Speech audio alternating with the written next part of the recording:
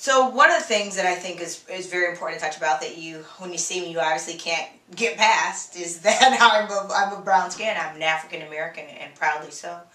And I think that impacts greatly and dramatically how you perceive the world and how the world perceives you, because that is the first thing that they see. Whether the importance other people will put on it or not may or may not be there, but it is there, and it does make you part of who you were.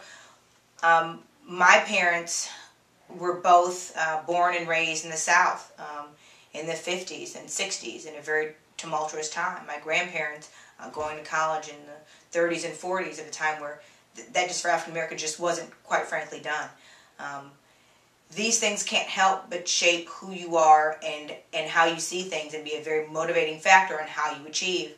I grew up in a predominantly white suburb of Chicago, and that only heightened those differences. And having a sense of pride instilled from your family was paramount.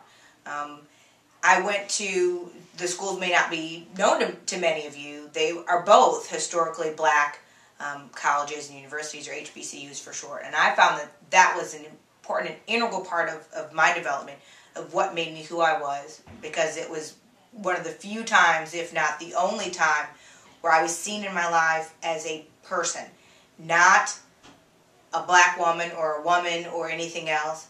We were all black women at Spelman. So you took gender out of the picture, you took race out of the picture, you took economic background out of the picture. It was just how you achieved based on the merits of your schoolwork and the quality of work that you did. And it was the only time I could say in my life that I'll ever be judged just on those things. What is the content of my work and nothing else, because it was a fairly level playing field there.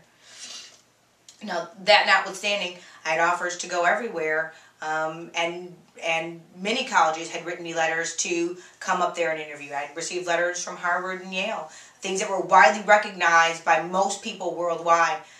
But my choice was one that I chose that I think, if you are in a similar circumstance as mine, that you may want to choose, because it is such a valuable, very special experience, very unique and very wonderful and very sacred. My medical school experience was very similar. My father went to the same school, again, traditionally, historically an African-American medical school. And that is unique in and of itself. There aren't many of those very, very treasurable things. It's like our yeshiva. It's very wonderful.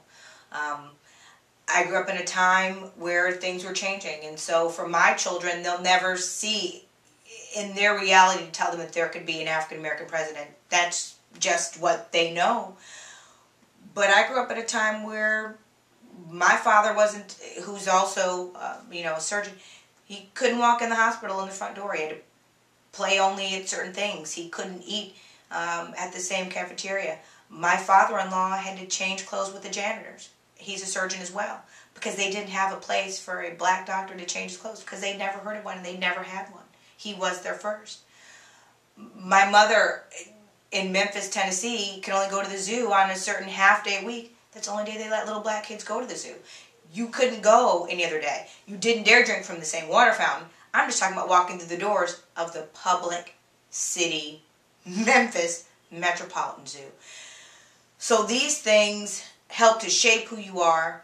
They help to shape your compassion. I think that all the life experiences we bring make us better people. And I think that's, quite frankly, a big push for diversity, and having people that don't necessarily look like you do different things. It inextricably makes you who you are and can't help but mold you for the better.